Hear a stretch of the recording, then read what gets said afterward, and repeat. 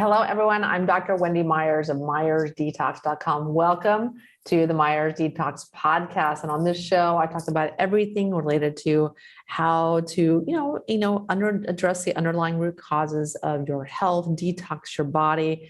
We talked about what heavy metals and chemicals are doing to your health. We talk about other topics as well. And today we're talking about how to heal your metabolism. I have expert Kate Deering on the show, and she's going to be talking about all the different things that impact and negatively impact your metabolism, like your diet. But we namely talk about stress and how stress is really the big factor that plummets people's metabolism. It's not always their diet. They're eating too many carbs and things like that. We talk about calorie restriction.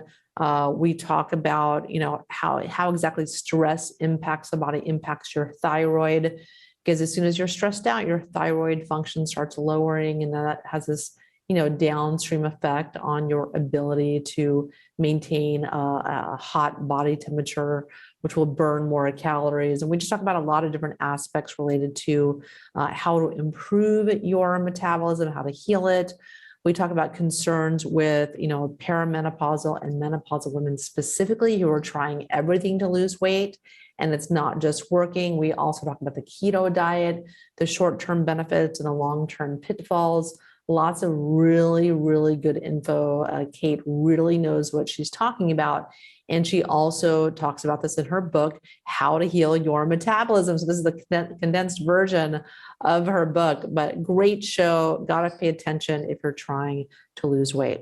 And I know you guys listening to this show are concerned about your heavy metal toxin load and are concerned about detoxing your body. So I created a quiz called HeavyMetalsQuiz.com. You take 2 minutes to go take the quiz, and it will give you your relative level body burden of toxins based on your answers to all the questions, kind of your lifestyle and diet. So take the quiz and you get a free video series answering all of your most frequently asked questions about detoxing your body. So check it out, HeavyMetalsQuiz.com.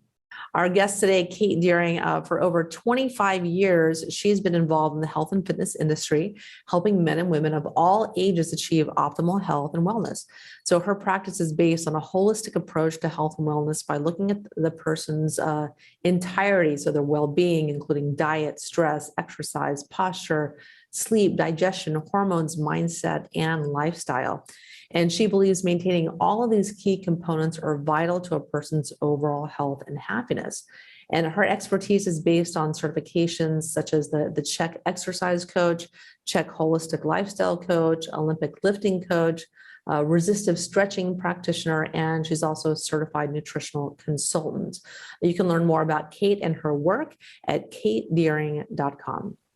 Kate, thank you so much for coming on the show. Well, thank you so much for having me, Wendy. Appreciate it. So why don't you tell us a little bit about yourself and how you got into your health, and you have a book on metabolism. How did you get into all that? So I have been in the health and fitness industry probably for the last, how old am I? 28 years. So I started with degrees in psychology and exercise physiology in college, got out. Then I ran health clubs for about 10 years. When I moved out to California, I decided I didn't want to do that anymore. So I started to get into more personal training. And as I got more into training, you realize that such a big component of getting people healthy is nutrition. So I started to do deep dives into nutrition. As a clinical nutritional coach, I studied with the CHEK Institute. And so I kind of went down a lot of different paths to figure out kind of what seemed to work properly. And of course, as you go do them, you learn different things. And then came across the work of Ray Peat and, a little bit of Morley Robbins and Rhoda Barnes, Hans Sele. And so that kind of has evolved my thoughts now into where I am. And so now I just primarily do nutrition coaching with some training on the side. Okay, great. And so your focus is, metabolism. So, and that's what you wrote your book about. So what is metabolism exactly? Can you kind of expand on it? I think people have a basic idea, but what's the full picture? And I think it's a really good question because I think a lot of people have a misconception about what it is. I think most people just think it's burning calories. Like you have a high or low metabolism. I burn a lot of calories, or I don't burn a lot of calories. And there's some truth to that. Ultimately, though, metabolism is a sum of every metabolic process that's going on in your body. It's how your body essentially converts food into energy. And so some people do that well and others not so well. The where we get into the burning calorie situation is because you can have a very stressed metabolism, and we have different pathways when we're stressed and how we utilize energy.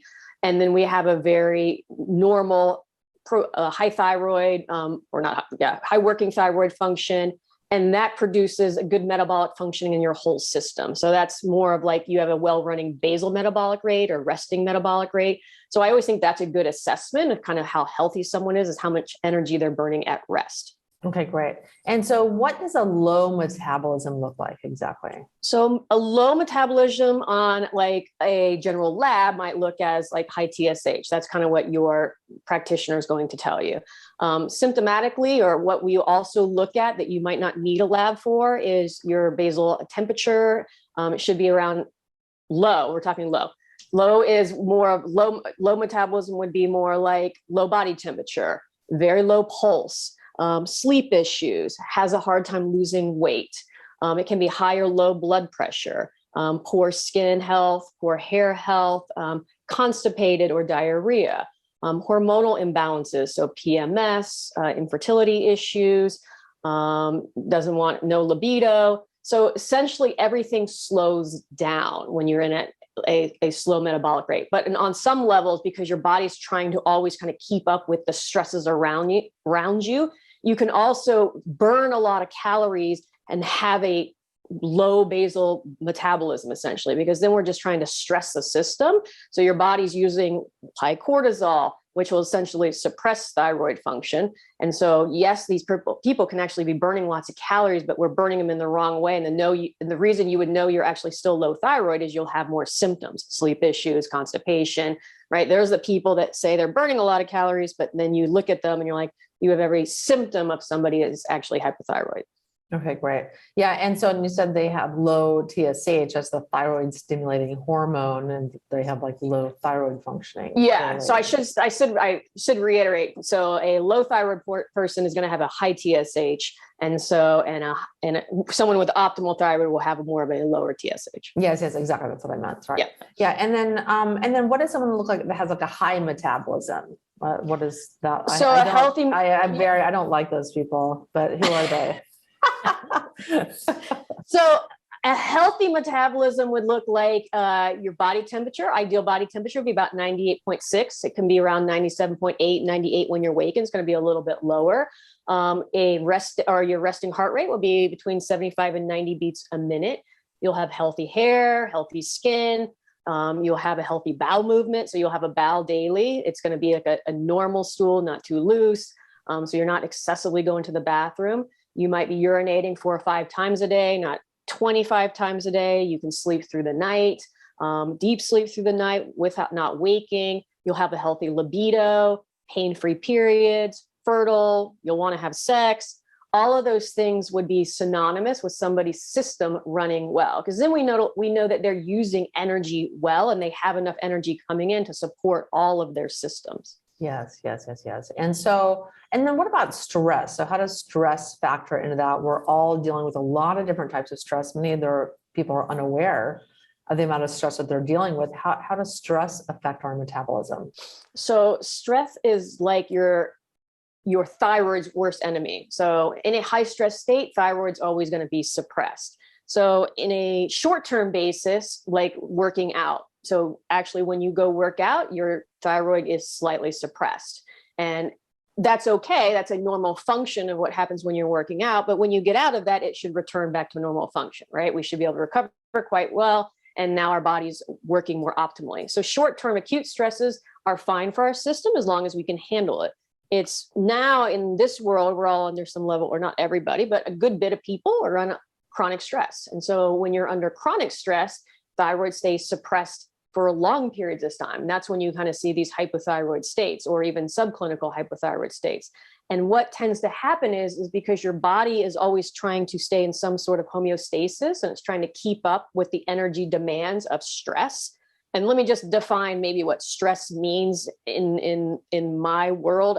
I would say stress is anytime your body has more demands than it has available energy. And so we elicit a stress response when that happens.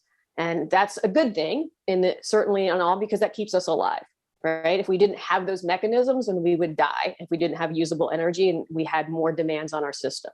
So it's all good until we stay in those kind of pathways. So we're under chronic cortisol elevation and adrenaline and other stress hormones stay elevated. And that's when we start to see symptoms, illness, disease, because your body has these adaptive mechanisms to try to keep up with what's going on, but it comes at a cost long term. So we're all, like I said, and that's where I come back to the place of people can still burn a lot of calories in a hypothyroid state if their system is running down the adaptive pathways of high cortisol, high adrenaline, there's other serotonin, prolactin, all of those kind of start staying elevated. And then that's when we start to see problems. So I think that's where people get confused because they're like, hey, I'm thin. Or, hey, I eat a lot and I'm still thin, but I can't sleep and I'm constipated. Or, I have no sex drive, but, I'm an athlete, so I'm healthy. And, you see that a lot in the people that are very, very athletic or endurance athletes, where, yes, they look healthy and thin, yet they have a lot of metabolic issues.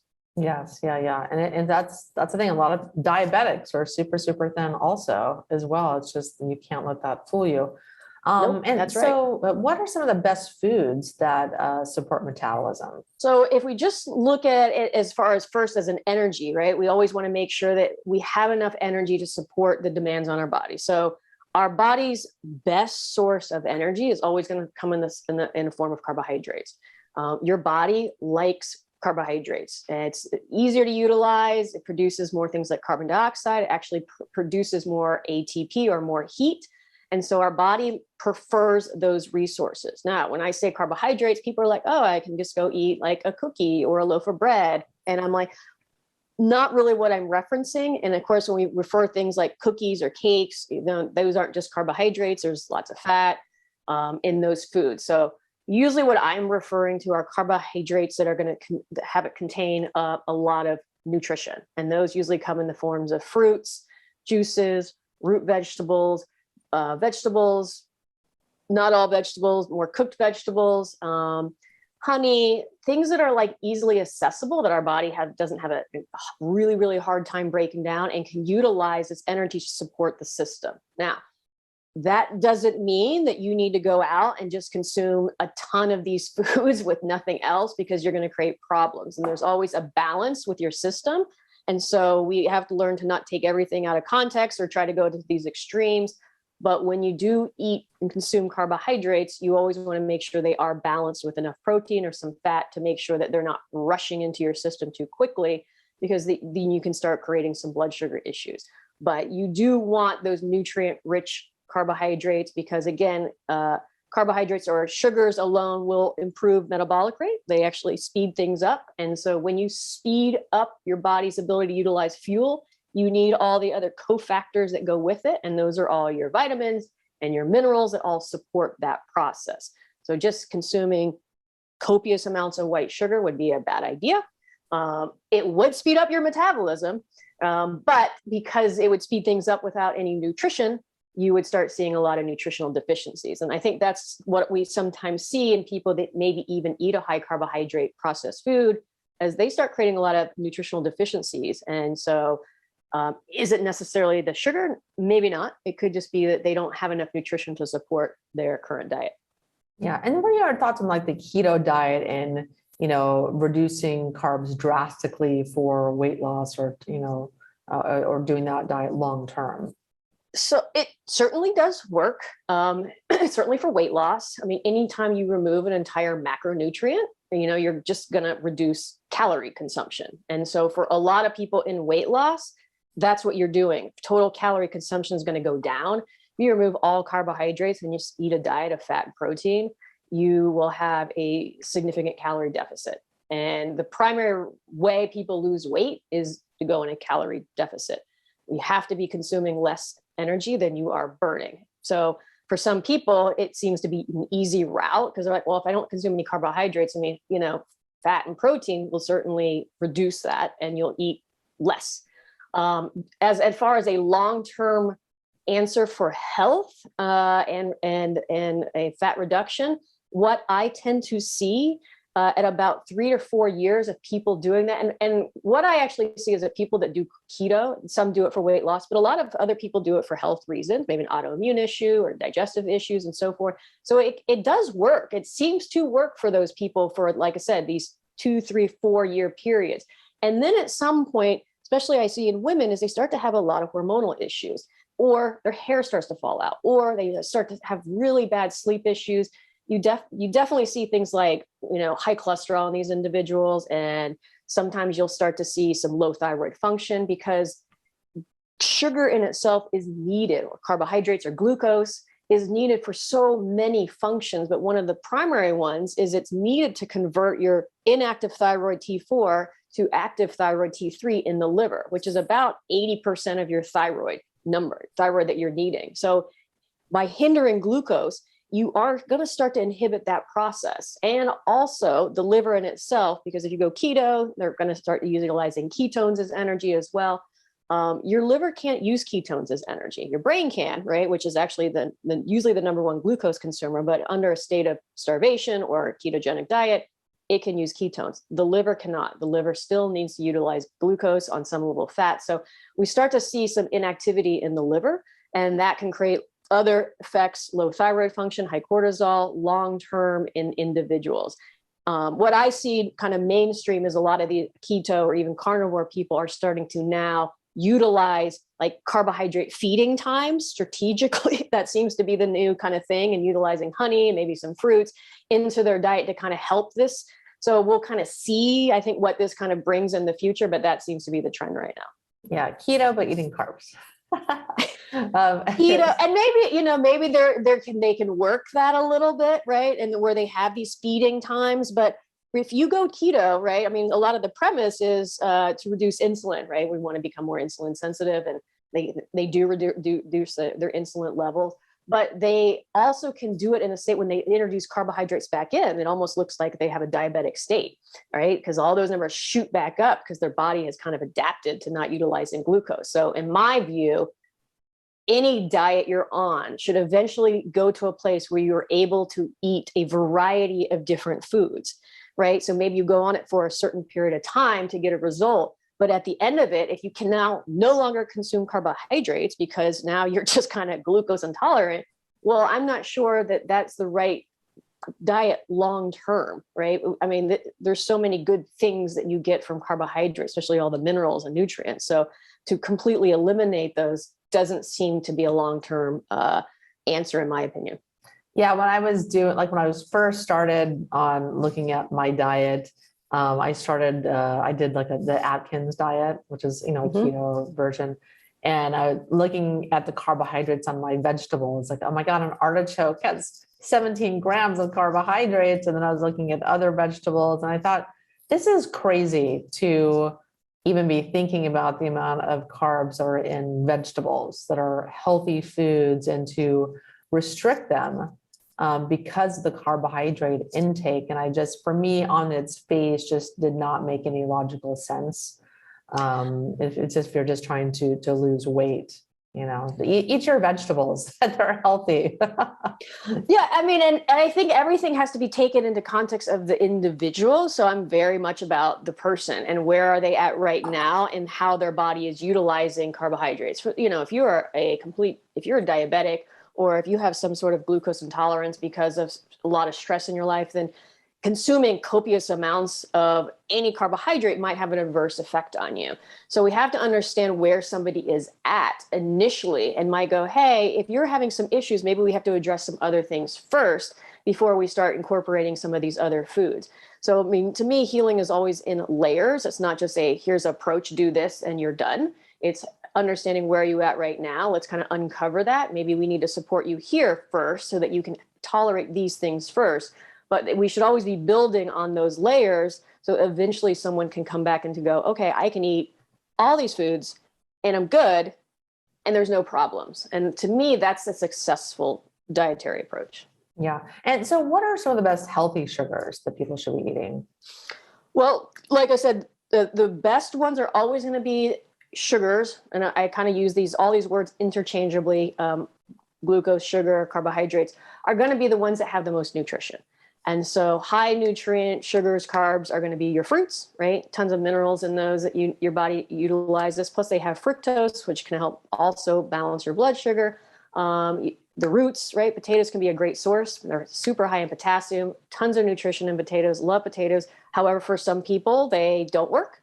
And so again, there's nothing all in and, yes for everything. It's kind of look at your system. Vegetables can be, as an energy source, most vegetables aren't great because most of them don't have a lot of energy. They are super high in fiber. And for a lot of people, especially in the raw state, a lot of vegetables are not a good option initially because they don't carry a lot of energy. They're low calorie foods.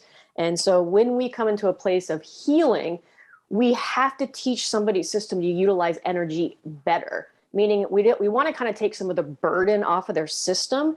And for your body to break down something like spinach or raw spinach, it takes energy, right? We can't just, right? All the systems of your body require fuel, and you put it into the digestive system, this raw food that has basically no fuel in it. So we're actually taking energy to break down this food. Now, again, I don't want to say spinach is necessarily bad, but in a system that's underworking, it might not be the best food for them because it's taking so much energy to break down.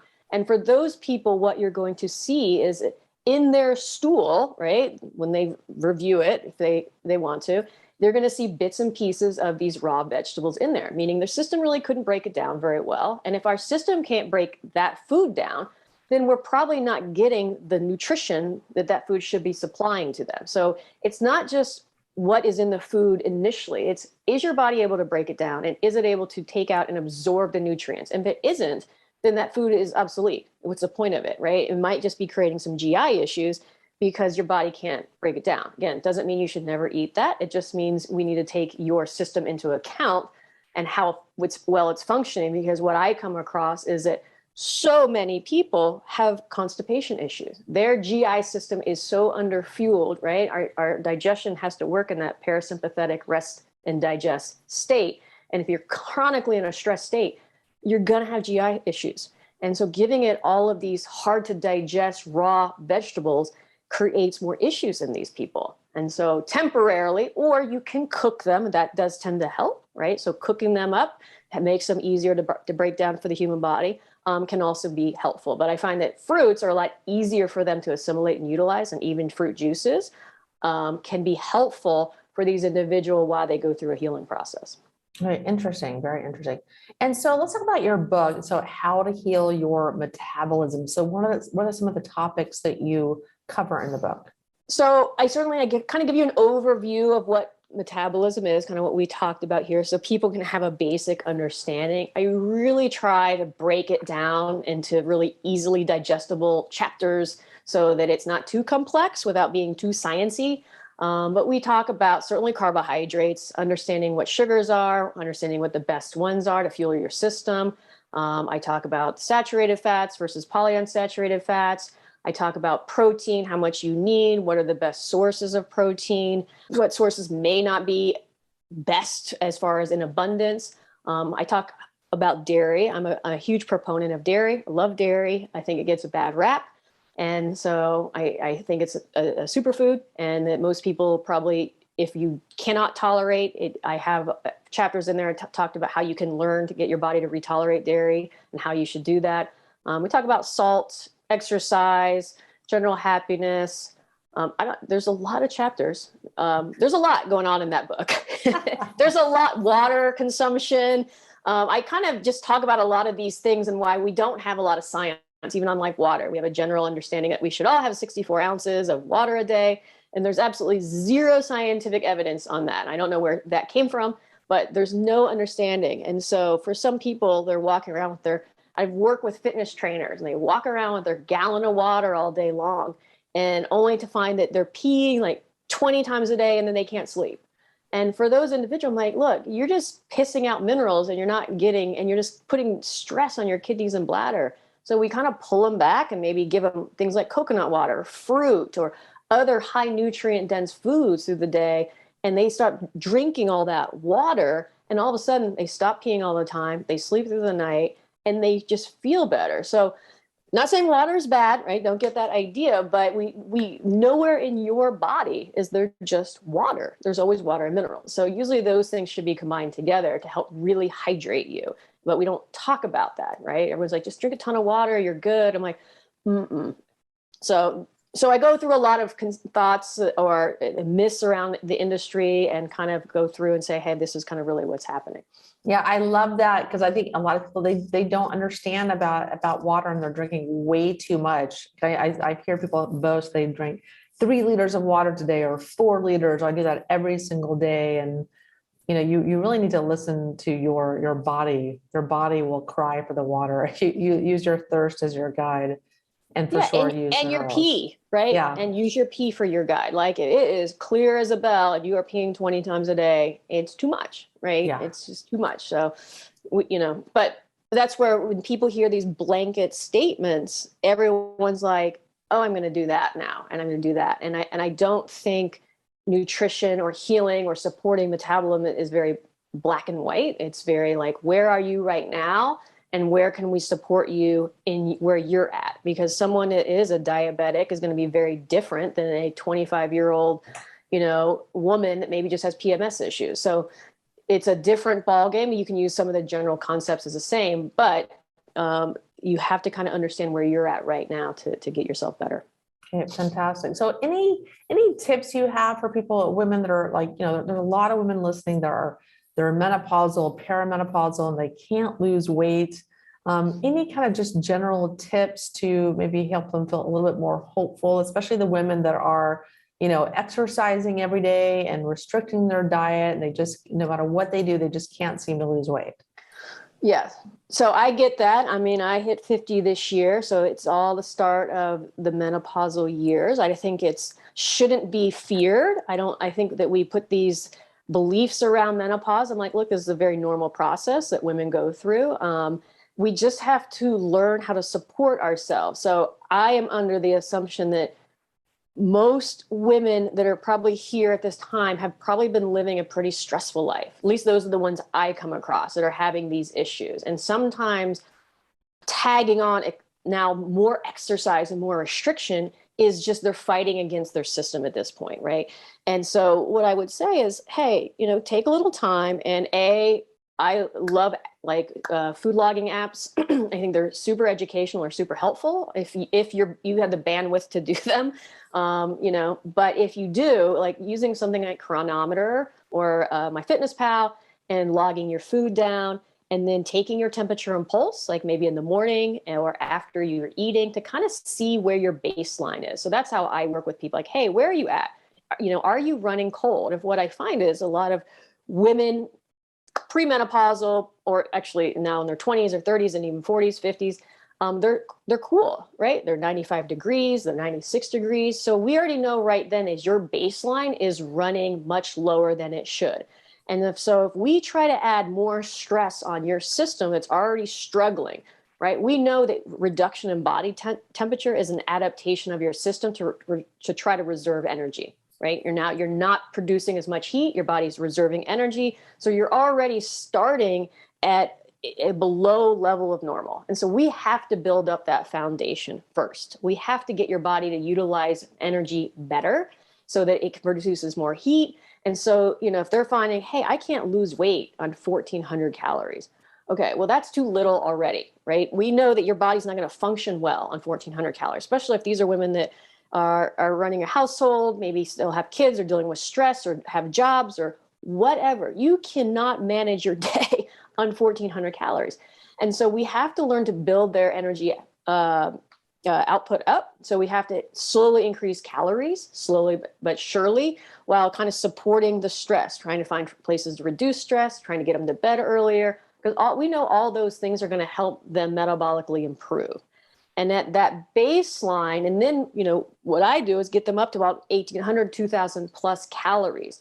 And so then ultimately the way you're going to lose weight at any stage of your life is to ultimately take in more or take in less energy than you're burning. But if we get you up to being able to burn 2,000 calories, right, then we know we can add in some light exercise. We know we can add in some sun, which helps improve metabolic rate, right? And maybe a slight calorie deficit at that point in time to help initiate some fat loss. But again, to me, when you come up to menopause, it's basically, yes, your body, menopause is a stress on the system for any woman. And so we have to learn to balance that stress and how can we alleviate it and not push against it. And in my opinion, when someone goes through menopause and now they're trying to restrict more and exercise more, they are now pushing against that, and they're just pushing against the wall that's not going to move. And so they have to kind of go back and kind of find out, okay, I got to support my system better. What does that look like?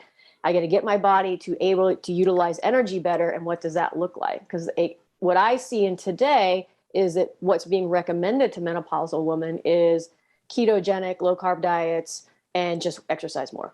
And again, maybe that will work short term, but I think it's the actually worst approach for them on a long-term basis. Again, because they're not addressing the foundation of where they're at right now. And you need to know what that is. Again, we can't build a good house, can't build a healthy body on a cracked foundation, because you're going to get into more trouble long-term. Yeah, great. That's such a good explanation. I think I haven't had that explanation on the show before. Really good explanations, the underlying root causes of what is thwarting women and perimenopausal and menopausal women's efforts, for sure. People are so stressed today, and it just wrecking ball for your metabolism. So everyone, thanks so much for tuning in today. And Kate, go out and get Kate Deering's book, How to Heal Your Metabolism.